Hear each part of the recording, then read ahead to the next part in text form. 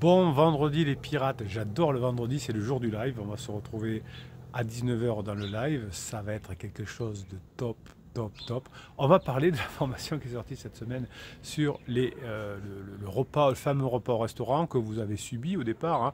Vous avez pas envie d'aller faire ce restaurant pour parler de choses qui fâchent, mais vous avez été très bon, vous avez évité de parler des choses qui fâchent sous émotion et vous avez réussi à avoir cette discussion dans un restaurant, c'est-à-dire dans un moment apaisé avec du monde autour où on ne peut pas s'énerver, et vous aurez eu le temps, grâce à la formation, de préparer ce repas au restaurant.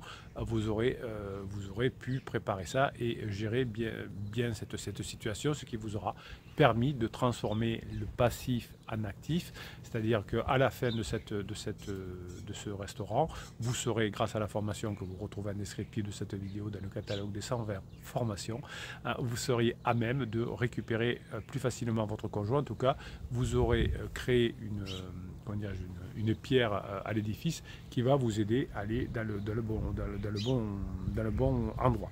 Vous savez, dans la bonne direction. Bruno, on se calme. Vendredi, on se calme. Donc votre conjoint va vouloir en découdre avec vous finalement. Votre job pendant tout le repas, donc vous allez vous préparer pour ça avec la formation, vous allez me faire de la neurohypnose notamment pour être vous détendu.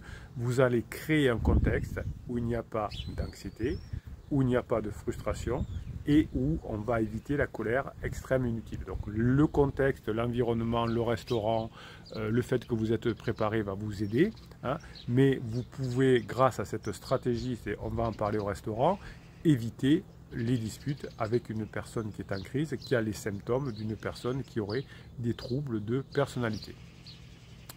Donc on pourrait avoir une citation qui pourrait vous empêcher finalement de faire des erreurs pendant ce repas au restaurant.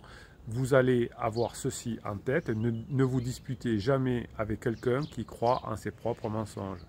Je le répète, ne vous disputez jamais avec quelqu'un qui croit en ses propres mensonges. Vous savez que votre conjoint est mal dans sa peau parce qu'il traverse une crise. Vous êtes un pirate, vous avez fait les formations, vous avez compris, vous en êtes convaincu. Tous les critères fonctionnent, mais votre conjoint ne le sait pas. Donc il se ment à lui-même. Vous savez que quand on est en crise existentielle, on a tendance à blâmer les autres parce qu'on ne comprend pas ce qui nous arrive. Le dernier à être blâmé sera plus tard le pansement, et c'est pour ça que ça se termine mal, mais au départ c'est vous, hein, les pirates, puisque vous êtes le conjoint le plus proche, c'est vous qui êtes blâmé.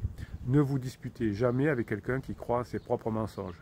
C'est quelque chose que vous allez vous répéter avant d'aller dans le restaurant. Alors cette phrase ne figure pas dans la formation, hein, vous avez des choses beaucoup plus puissantes, j'allais dire, mais bon voilà, on va pas se prendre la tête, mais ayez bien ça en tête. Déjà, si vous avez cette phrase, ça va vous aider. Donc c'est un signe d'arrêt lorsque vous vous sentez frustré. Je ne négocie pas avec quelqu'un qui croit en ses propres mensonges, c'est très important. Dans les conventions sociales, on va aller dans le restaurant pour avoir des conventions sociales où on se parle, on ne se dispute pas au restaurant, etc. Le contexte va vous aider. Mais vous ne trouverez pas de solution finalement. Hein, donc vous verrez à la fin de la formation, je vous donnerai des phrases qu'il faut dire à la fin du restaurant finalement. Quelqu'un qui est en crise existentielle se ment de plusieurs façons. Et donc on ne négocie pas avec quelqu'un qui se ment. Vous avez une formation sur le mensonge. D'ailleurs, ils vous mentent en disant qu'ils n'avaient pas de pansement, que c'est pas ça, c'est que s'ils vous trompent, c'est à cause de vous. Enfin, vous voyez, toute cette chose-là. Votre conjoint en crise peut se dire qu'il ne se trompe jamais et que seuls les autres sont à blâmer. Il peut se dire que blâmer les autres, vous, est une réponse justifiée. Il peut se dire que eux, ils ont digne confiance parce qu'ils savent ce qu'ils font. Maintenant, ils ont bien vu, ils ont lu tout Psychologie Magazine et tout Biba. Je plaisante, évidemment, quand je parle de psy de quartier, de Psychologie Magazine de Biba, c'est des private jokes. Je n'ai rien contre ces revues. Et d'ailleurs, ils peuvent ouvrir une porte aux neurosciences, notamment. Il faut bien commencer par quelque part. S'intéresser à la psychologie peut nous permettre d'aller vers ce qui est beaucoup plus puissant, les neurosciences. Donc on ne critique pas. C'est entre nous, mais vous savez, quand vous avez un psy de quartier qui se permet d'évaluer quelqu'un qui ne voit pas et que vous êtes traité de pervers narcissique par le psy de quartier, ça fait mal. Hein. Donc voilà, c'est pas une personne en particulier dont on se moque, c'est l'idée de se dire je évalue quelqu'un que je ne vois pas. Hein, ça se fait pas. Bon, donc votre conjoint pendant toute la phase d'alarme en tout cas, va se dire qu'il ne se trompe jamais, que c'est vous à blâmer, que vous blâmer c'est une réponse justifiée, qu'ils sont eux dignes de confiance et que vous non parce que vous l'avez fait beaucoup souffrir, et que eux finalement sont honnêtes ou agissent avec intégrité. Oui, même en vous trompant, dire non mais moi je suis honnête, hein, moi je dis les choses en face.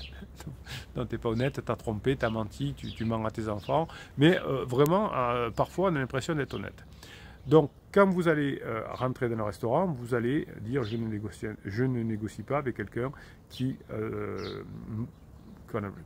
ne connaît pas ses propres mensonges. Hein. Bruno se calme, t'es énervé. Quand on est vendredi qu'il va y avoir un live comme ça le soir, je suis à fond. Donc le discours intérieur que vous allez avoir, qui va être positif, c'est un dialogue de pensée envers vous-même en disant je sais que mon conjoint n'est pas comme ça, je sais que c'est juste une crise, je sais qu'il a les symptômes d'un trouble de personnalité mais qu'il n'a pas ce trouble de personnalité, et je sais que je vais tout faire pour ne pas négocier quelque chose de définitif.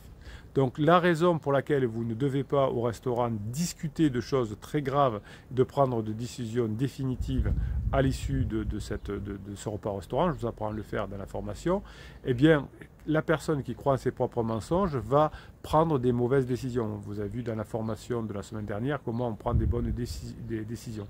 Et donc finalement votre conjoint pendant 2 ans, 3 ans, ça peut être long, surtout si vous avez commis des interdits au départ, va opérer à partir d'une règle du jeu qui est différente, qui est perturbée, et qui lui fait prendre des mauvaises décisions. C'est pour ça que votre conjoint, à la fin, terminera épuisé et vous dira « Heureusement que tu as été un roc, heureusement que tu as été fort, que tu as été forte, sinon ça aurait pu mal se terminer pour moi. » Et ce repas au restaurant est est une partie essentielle, importante, de ce revirement de situation, de ce point d'inflexion qui va peut-être commencer à vous rapprocher avec votre conjoint.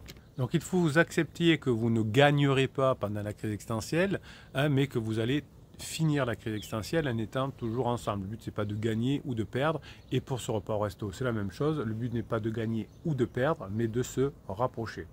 Donc, pendant la crise existentielle, cette personnalité perturbée va se sentir au travail, dans les interactions sociales en général, avec le patron, avec le client, avec les enfants et vous. D'abord, ça commence par vous, puis les enfants, puis la famille, les amis, et en dernier, le travail. Souvent, vous me dites en coaching, non, mais mon conjoint, ça va très bien avec dans son boulot, etc. Et généralement, quelques semaines après, vous dites, Bruno, vous aviez raison, ça s'est dégradé dans son boulot. Donc, le monde mental des personnes en crise existentielle n'est ni amical ni confiant, hein, on n'aime personne, juste pansement au départ parce qu'on a la lune de miel qui fait que ça perturbe notre sensation par rapport à pansement. Et les personnes qui sont en crise existentielle pendant la phase d'alarme peuvent être prédatrices, compétitives, avoir un caractère bouillonnant qui est sous la surface finalement, parce que c'est lié à un grand mal-être dont les personnes n'ont pas l'habitude. Quelqu'un qui a une vraie maladie psychologique a l'habitude de se sentir mal, c'est le gérer. Mais là, tout allait bien, enfin, tout allait plus ou moins bien pendant la phase de sécurisation, et tout d'un coup, qu'est-ce qui se passe? Aïe, aïe, aïe, aïe, aïe, aïe, c'est la galère, je me sens mal, et donc, comme je n'ai pas l'habitude de savoir gérer que ça vient de moi, que j'ai une maladie identifiée, etc., je crois que ça vient des autres. Et donc, pendant ce repas au restaurant, votre conjoint veut venir finalement en découdre pour vous dire que s'il se sent mal, il faut qu'on divorce parce que vraiment, c'est à cause de toi que je me sens mal. Donc, les interactions sociales, et le repas au restaurant fait partie de cette interaction sociale de la personne en crise, vont faire que finalement, vous allez, si vous ne faites pas attention, ressentir de la frustration, de la tension avec T-E-N-S-I-O-N, c'est-à-dire de la tension, une tension. Et votre conjoint va vous faire basculer, si vous êtes en mode survie, vers un combat. Et vous ne voulez pas aller en combat, mais vers une danse. Ce repas restaurant, c'est une danse. Donc, votre conjoint vous voit comme une menace et comme un adversaire parce qu'il se sent mal, il croit que c'est de votre cas. Et finalement, votre conjoint vous voit comme dans une situation gagnant-perdant. Vous, pendant toute la crise, vous n'essayez pas de gagner. Et vous n'allez pas perdre. Vous allez faire une transition. Vous allez transiter de la phase de sécurisation, qui a entraîné la distanciation, Vous allez passer cette phase d'exploration où on va voir si l'herbe n'est pas plus verte ailleurs et vous allez vous retrouver en phase 4. Donc ce n'est pas une question de gagnant ou de perdant. Votre conjoint se trompe et échoue parce qu'il croit qu'il faut qu'il gagne et que vous perdiez. Mais ce n'est pas le problème, ce n'est pas le problème de sa souffrance, c'est que vous traversez la phase 3 du couple. Donc vous le savez. Donc vous n'essayez pas de gagner ou de perdre, mais vous êtes juste en transition. Vous allez apprendre les outils dans les 120 formations qui sont en descriptif de cette vidéo pour passer cette transition. Alors vous n'allez pas faire les 120 formations évidemment, vous ne ferez que les formations qui vous manquent. Par exemple, vous savez qu'il faut avoir beaucoup de légèreté pendant cette période-là. Ben, si vous ne savez pas ce que c'est la légèreté, il faudra l'apprendre. Il va falloir apprendre à maîtriser ses pensées, ses émotions. Si vous le savez le faire, ne prenez pas la formation, évidemment. Donc, on ne gagne jamais contre une personne qui est en crise existentielle, mais ça tombe bien parce que finalement, hein, ce n'est pas le but de gagner ou de perdre, mais c'est de passer ce cap-là et ce repas au restaurant va devenir un actif, c'est-à-dire que finalement, ce sera quelque chose d'une part qui se sera bien passé parce que vous aurez partagé des choses, et deuxièmement, il n'y aura pas eu de décision définitive que votre conjoint et vous pourriez regretter plus tard. Voilà ce que vous allez apprendre dans cette formation et ce dont on va parler ce soir à 19 h dans le live. Ce que vous adorez, parce que vous me l'avez redemandé du Bruno, on le fait pas, vous ne le faites pas assez, parlez-nous de nous. Donc on va aller sur YouTube ce matin, on va trouver un commentaire que vous avez mis. Je peux demander à YouTube de me mettre des j'ai trouvé comment on fait, ben oui, des commentaires aléatoires. Je pense que je peux le faire sur Facebook aussi. Donc comme ça, je découvre en même temps que vous et ça permet de répondre à vos questions. Tous les jours sur Telegram, hein, dont vous retrouvez le lien sous le descriptif de la vidéo et sous le catalogue des 120 formations. Je vous fais aussi des réponses à vos questions. Allez, un message de David. Bonjour Bruno et la team, merci pour tes excellentes vidéos, vous le méritez bien.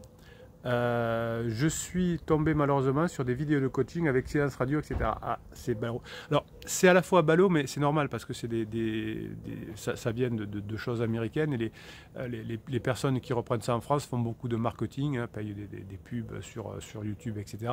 C'est normal que vous tombiez plutôt sur ces vidéos avec ces as du marketing. Franchement, je ne sais pas exactement comment ils font, mais j'admire le sens du marketing. Hein. C'est une compétence qu'on doit avoir. Vous savez qu'on a tous 80% où on est moyennasse, comme je dis, et 20% où on est excellent. Et je dois reconnaître qu'il y a des personnes qui sont largement meilleures que moi dans ce domaine-là et qu'il faut admirer ces personnes-là qui sont des as de marketing. Alors moi, ça ne m'intéresse pas, c'est pour ça que je ne bosse pas.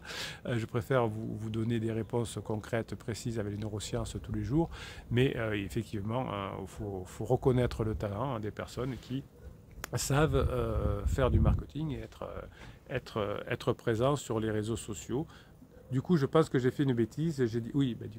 J'ai dit à ma femme que je ne pouvais pas la forcer à rester avec quelqu'un qu'elle ne voulait plus et que je serais obligé de la laisser partir au bout de 6 mois de crise, sachant qu'elle a un pansement, que faire. Oui, alors vous allez me faire le pack starter. Hein. Vous savez que vous avez un pack starter quand vous arrivez sur la chaîne avec 4 formations à prix ultra préférentiel, évidemment. Mais il faut comprendre. Alors, je sais que pour les pirates aguerris, vous dites oui, mais on devrait savoir que le silence radio, ça ne peut pas marcher, les lettres magiques. Oui, mais quand on est perdu au début, quand on est en mode survie, on a envie d'y croire. Surtout quand on nous dit que c'est magique, que ça fait revenir la personne rapidement. Alors après, on s'en mord les doigts. Mais il ne faut pas trop blâmer les bébés pirates qui tombent dans ces travers-là. Le tout, comme David, c'est d'en sortir et de se dire, bon, maintenant, j'ai fait une bêtise, comment je m'en sors? Et je pose les questions et je me fais aider. Mais il ne faut pas trop blâmer les personnes qui sont tombées là-dedans. Voilà. Donc, pack starter, David, avec les 4 formations, notamment comment ne plus commettre d'interdit. C'est l'une des 4 formations et sortir de la dépendance affective que je vous ai mis à l'intérieur à des prix préférentiels parce que c'est important. Vous avez, David, dans le catalogue des formations, tout ce qu'il vous faut pour trouver ce pack starter. Je vous souhaite la journée que vous méritez, mes pirates. On se retrouve donc à 19 h pour le live où on va parler de vos repas au restaurant avec votre conjoint, comment on les met en place. Vous allez nous raconter vos anecdotes. Je vous mettrai le lien en début d'après-midi, donc vous pouvez commencer à poser vos questions dès le début d'après-midi parce que vous savez qu'il y a tellement de personnes maintenant dans les lives que je ne peux pas répondre à toutes vos questions. Donc je réponds aux premières, ensuite je vous parle du sujet du jour et ensuite je continue à répondre à vos questions. Mais la plupart du temps, à la fin du live, je n'ai pas eu le temps de répondre à toutes vos questions. Alors, j'essaye d'y répondre sur Telegram, etc. Mais voilà, essayez de poser les questions très rapidement dans la journée avant même le live pour que vous puissiez avoir vos réponses. Je vous souhaite la journée que vous méritez. On se retrouve à 19 h pour le live.